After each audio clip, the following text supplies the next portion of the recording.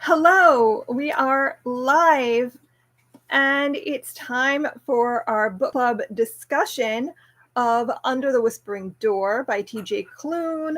I hope you all had time to read it and that you're here to discuss it with me today. This will be full of spoilers, so be ready for that. But I absolutely loved this. Like, I hoped that I would like it because I loved The House in the Cerulean Sea and I just really wanted this to be as good. And I don't know, is this better? I can't decide if this is better or as good as House in the Cerulean Sea for me, but like I loved this. 5 stars. Oh my god.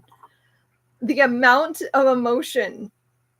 This was like a roller coaster. And I loved it so much. I love when a book can make me laugh and cry, like ugly cry. It's just, I love that. I don't know. This book was everything I wanted it to be. So I hope you guys also enjoyed it as much as I did. I'm going to set this behind me so I don't have to hold on to it. I didn't annotate it this time, mostly because this is Sarah's book and I didn't know how she'd feel about me putting lots of little sticky tabs in it. So I didn't tab anything. So I won't remember any direct quotes or anything like that this time, which is fine. Also, tea is a must for this. Did not expect the tea element, but was delighted by it nonetheless. Love that.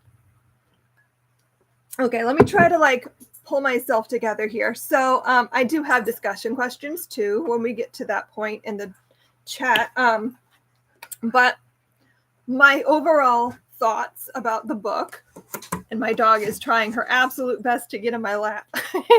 I have built a barricade around my desk to try to keep her from jumping over it.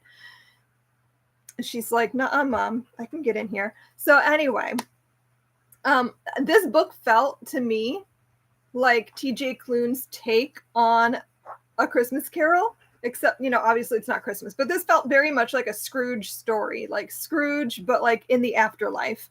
And I really loved that. Like, A Christmas Carol is one of my favorite stories, and to see like a different interpretation of it was just lovely. And I really loved that.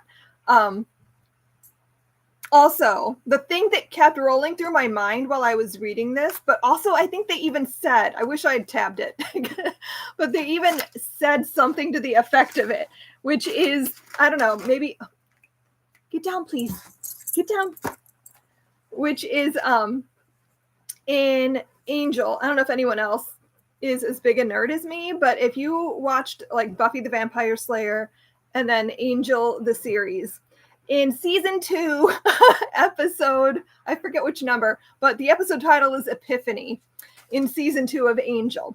And it is my favorite for the very fact of the quote that he gives in that episode, which is, I wrote it down. If nothing we do matters, then all that matters is what we do. And that is kind of like how I live my life. That quote defines my theology, if you want to call it that. And I felt that vibe a lot as I was reading this. It just felt very reminiscent of that idea that like there is no like big prize at the end. So you need to live your life in the now, doing the good that you can while you're here. And I just think that's like a beautiful thing. And I just loved that felt like that's what the story was saying.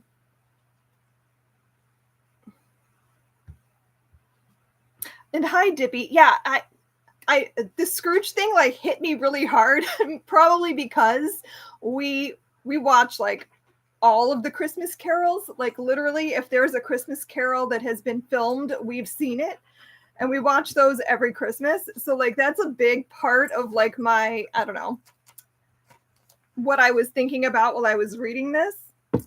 Just because, like, I mean, he starts the story as just this like mean kind of like doesn't really care about anyone but himself kind of person who's dedicated his life to his business, and that's all that matters to him. And Drew has found a way. Nothing will hold you back. Hello. Hi. Can you get down, please? But But yeah, I just felt that quite a lot. She's knocking the whole barricade down. She's like, Mom, the people want to see me. Hi, get down, please.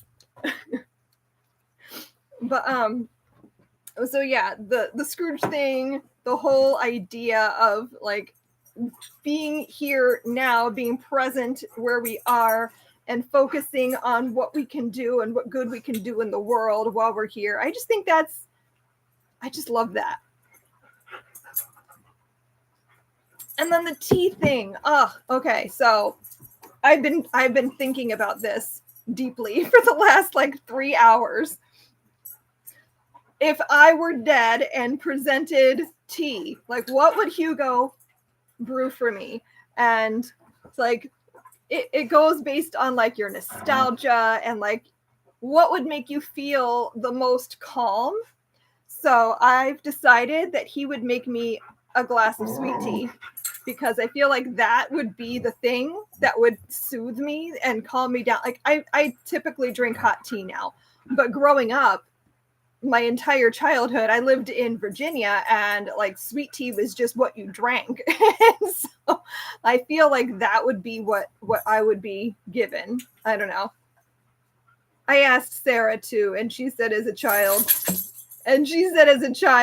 that she would loved having tea with her grandmother, and it was always just a regular Lipton tea bag, but then Sarah put in like 5 tablespoons of sugar.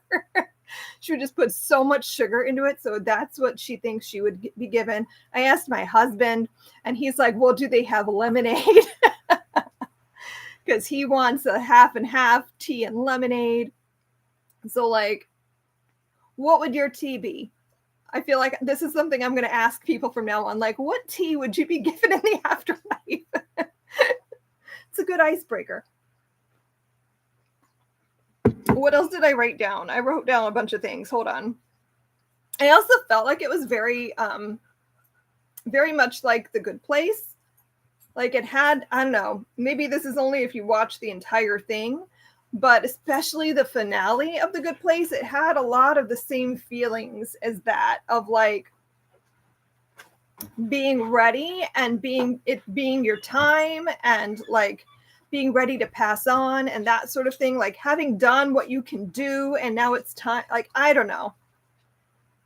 I cried just as much watching that finale as I did reading this book, I think. I don't know. I just felt so many emotions. I was laughing at the beginning and thinking, oh, this is going to be so funny and cute, and not prepared for where that was going to go later. But it was so good.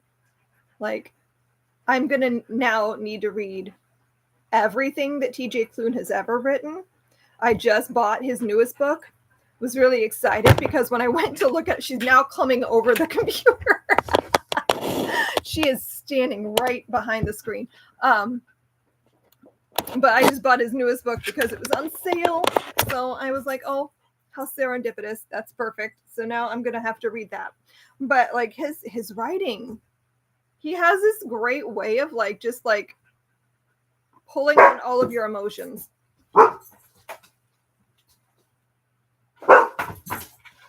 Dippy says, years and years ago, I attended a lecture by a hospice doctor. I remember her saying that she felt that her most important job was to help people look back in their life and say, I led a good life. Yeah, I think that was like the key element of the story to me, was just saying like, live the best that you can now so that you can be okay when it's your time. And I don't know, that's comforting to me. I am a morbid person. I think a lot about death. Like I think about it probably more than normal people do. And like what happens when you die? Like, what will I be okay? Will I be upset? Like I think a lot about stuff like that. So like reading things like this really helps me. Maybe other people not so much, but for me it's very soothing, very calming. Like I don't know what comes next, but I kind of love the idea of what I read in this book. Lindsay, your drink would be Earl Grey with milk and a bit of sugar. I think you know, that's a very comforting drink. I'm not a fan of Earl Grey. I've tried and I just can't. But like I see like a lot of people like love that, and that would be a good like soothing drink, I think. Okay. So what made you cry the most? I think for me, the end by the end I was just ugly crying. But the things that really hit me the hardest was Nancy, and like trying to communicate with her daughter, that just sort of came out of nowhere. Like it was all fun and silly up until that point, and then it was just like, oh god, like, now I'm upset. Um, and that was the moment I had to set the book down and go do something else for a minute, because that was hard. And then the whole end, like literally the last like quarter or so of the book, I was just a mess. Like his acceptance, his like readiness to go, even though he didn't really want to go, was like, I don't know. I was crying at that point. And then Nelson and Apollo, oh, the dog. Dogs will do that to me literally every time. I just kept picturing Zildjian. That was my dog that died a year or two ago. I think it was 2 years now. And oh, I still get like upset thinking about that. But like, dogs will always make me cry. But just Apollo the ghost dog, I loved that. I just loved Hugo's whole like vibe, like living in a tea shop, bakery, and hanging with his dead grandfather and his dead dog and having them there with him. Just, I love Nelson as a character. I love how TJ Klune writes his characters. They're all so endearing, and you can't help but love every single one of them. Even Wallace, even though he starts the story as kind of a horrible person, you just can't help but love him by the like. He just has this way of making you love his characters. So, who is your favorite character? I've been trying to think about this too, because I wanted to have a decided like who is my favorite, and I cannot. I just feel like I can't choose. But like if I had to, I think I'd say Nelson. I think so. I feel like he might be my favorite character, but like I loved all of them so much. They're just all so, they felt so real.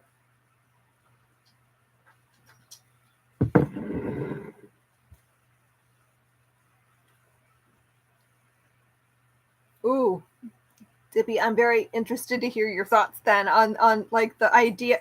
Like I could never work in hospice, like for various reasons, but the idea of like getting to a place where you're ready and you're ready to go, like that is something I cannot wrap my brain around at all, because I'm always like, no, I have things to do, and like I don't know, like I have people to care for, and like I can't even, I'm not in that place yet, obviously, but will I ever get to a place where I'm like, yes, now is time? Like I don't know.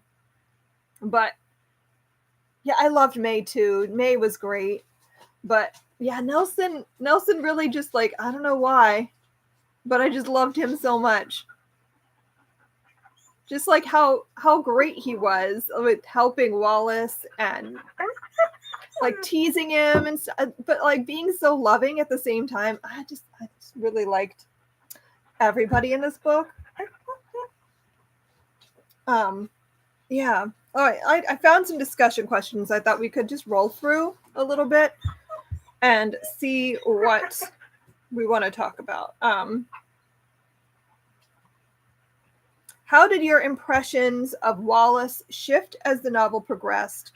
Throughout his journey, what does he discover about his first impressions? Honestly, like I knew from the beginning that Wallace was going to become a different person. Like I knew where that was, just because it felt so much like Scrooge and that whole idea. Like I knew we were going to get a progression of like him becoming something else and becoming likable and like learning a lesson and that kind of, like, I expected that. So like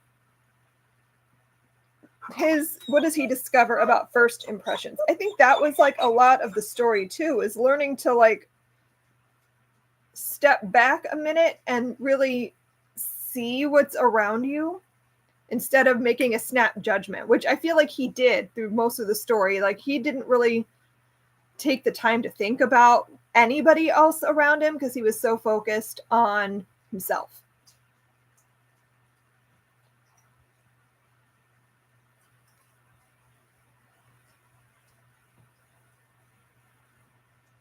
Dippy, I feel like your comments are going to make me cry again. Reading through your story here.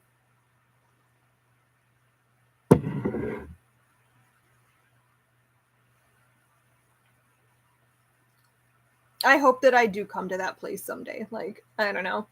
Maybe I'll finally stop being completely terrified of the concept of death. I don't know.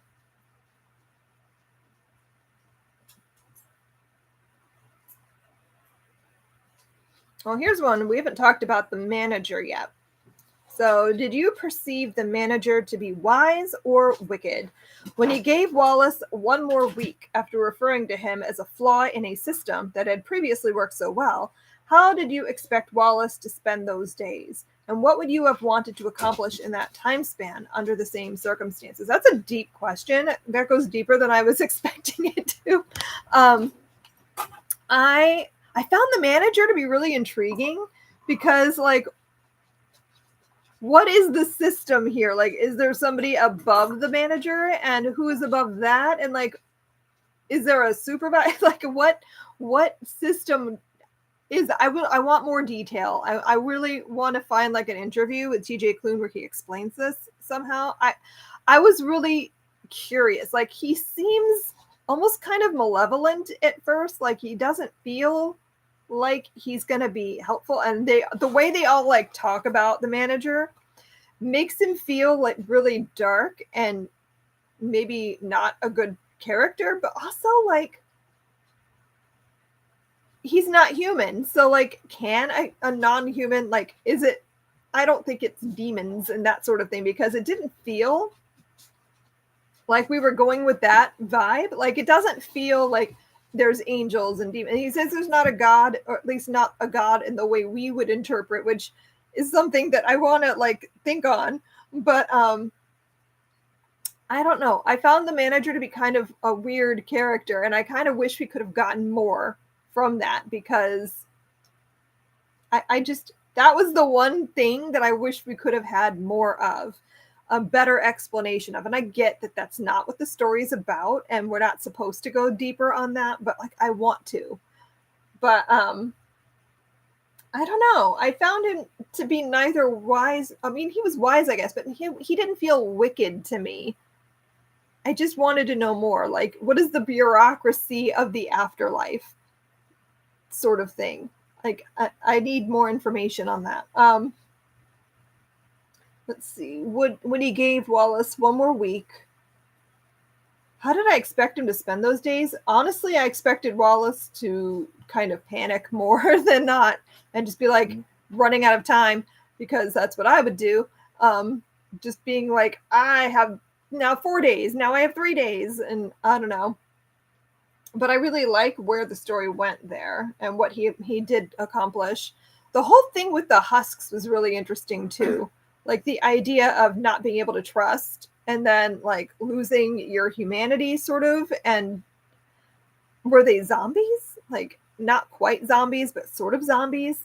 And the fact that they were just allowing that to happen because the manager didn't explain anything, or maybe they didn't know that that could be changed, which makes me curious about the system again. Like, how do they not know that? Should they not know everything? If they know who you are when you die and have a file on you, should they not also know how their afterlife works? I don't know.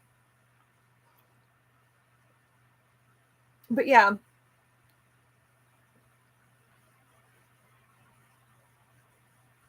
Dippy, I agree. He did seem to make decisions in a very whimsical human way. And there felt like a lot of humanity there, even though I think we're not supposed to get that from him. I don't know. It was a strange character. And I still don't really know how I feel about it. But yeah, I did like that Wallace chose to like try to fix the things he did wrong and then figure out the whole husk situation. That was really interesting. Let's see. And also Cameron. I found that really interesting and sad, the way Cameron was sort of just abandoned, and like he needed help so much and no one helped him, and he just sort of like floundered for years. Apparently, didn't they say he was there for like 2 years? And I just found that to be really sad, but also I think that's really relatable too, in that like a lot of the times we're unsure how to help somebody, or we ourselves are unsure how to ask for the help we need, and so we just flounder for so long until someone finally says the right thing, or we figure out the right thing to say. I don't know. I found it sad, but also kind of relatable in a way. But yeah, that was such a sad story, for 2 years to be just stuck there desperately wanting someone to notice me. Like, I just think that's really sad. And I was glad that they found a way to help those people who were just like trapped like that. Because to be honest, if I were suddenly told I was dead and stuck in this one place, I too would probably panic and want to leave. Would I then become a husk and be trapped outside forever? Like, I don't know. That's a sad thing to think about. How many of us are really that trusting that we're willing to just accept and be okay with it? I don't know. A lot of that stuff, I don't know. I think a lot about like, what would I do in that situation? So yeah, and then the husk that had been 200 years, like, ugh. I was just so glad that they figured out a way to solve that problem. And the way they went about solving it was just really interesting and sweet, and getting a second chance at life. I did not see that coming, to be honest. I really thought that the story was going to end with Wallace going through the door. And the fact that it didn't, and I just sort of went, what? He's what?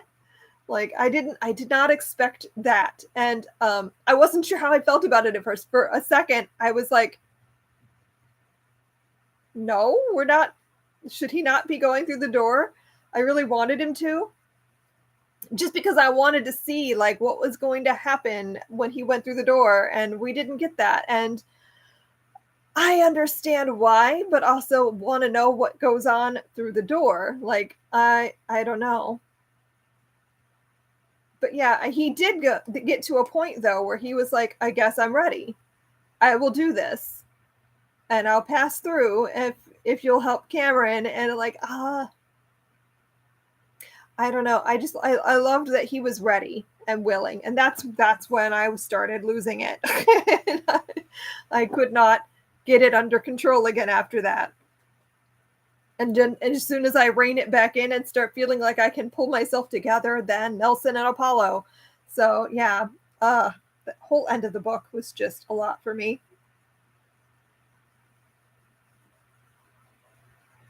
Let's see, what other questions do we have here? Discuss the character's relationship to clothing. What is it like for Wallace to adapt to a different approach to covering himself? That was a really cute like element of the story. I always wonder, like, the idea of when you die, you now are a ghost in whatever it is you had on. Like, what you're wearing when you die is your ghost outfit forever, which has always been like well, I hope I'm wearing something comfortable. I hope things like that are things that I think about. So I love the idea that he was like uncomfortable in the outfit he had on. And hold Hold on just a second, because my dogs are losing their minds. There's something going on in the backyard, I think. Mm.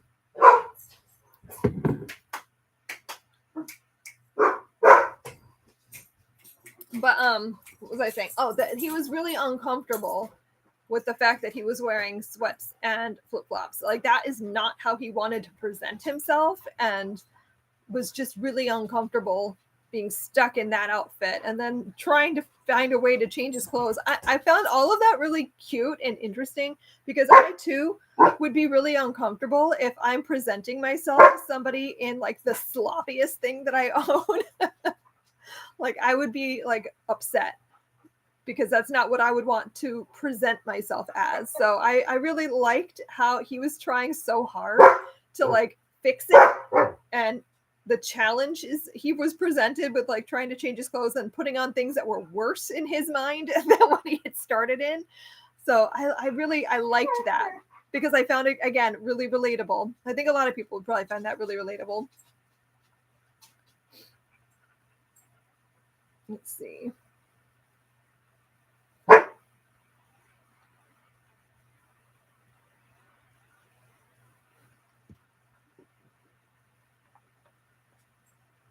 Yeah, that's true. I've seen that meme, like dress up every day in case you die and you're stuck wearing your outfit forever. Yep, because I worry about dumb things like that. Okay, so the next question is, how do Nelson and Apollo transform the characters? What role do they play in helping us realize the presence of new pathways for finding our purpose? I just really love the concept that like you can find a purpose still. Like, you're not done even though you're done, like in the afterlife. Like, that's one of the reasons that I loved The Good Place so much too, is just like finding ways to redeem yourself even in the afterlife, and like learning to become better. I really like that kind of thing. So like having Nelson there to sort of almost be a ghost guide was really great. And Apollo, I think dogs just make you better people overall. Like, you can't be, you're always your best self when you're with a dog, I think. Like, so I just love the way like Wallace starts to calm down and like sort of find himself again amongst these unlikely friends.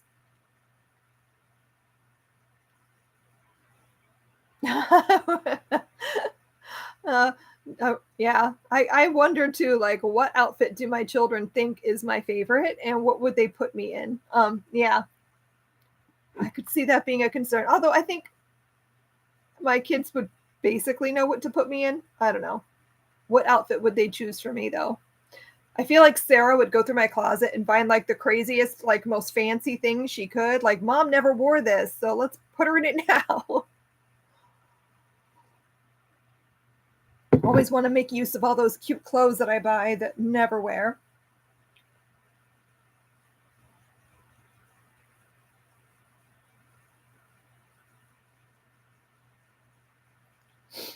Okay, let's see. What other questions do we want to talk about? Oh, let's talk about Desdemona, because we haven't really talked about her yet. What did you think of Desdemona's character? Because she was hilarious, but also I loved them messing with her, because that's just something like, I don't know, as a kid, we used to play with Ouija boards a lot, and that was a whole thing. But like, but I love the idea of real ghosts messing with her, because clearly that wasn't working. Like, most of the ghosts didn't have the ability to like use a Ouija board or write with a pen or any of that stuff that she was trying to do. So I love them messing with her and trying to scare her, because she was a horrible person. And I don't like the idea of somebody like earning a living based on someone else's pain. Like, that's awful. So like the whole like seances and all of that, I don't like that, because it's never real, and it's always just banking on someone else's pain, and like that's a terrible way to earn a living. But I loved the way Wallace was trying to like get rid of her by scaring her away.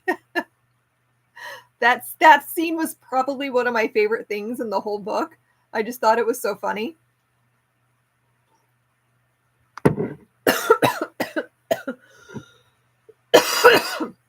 Excuse me, I can't drink without joking. That's how I'm gonna die, choking on tea.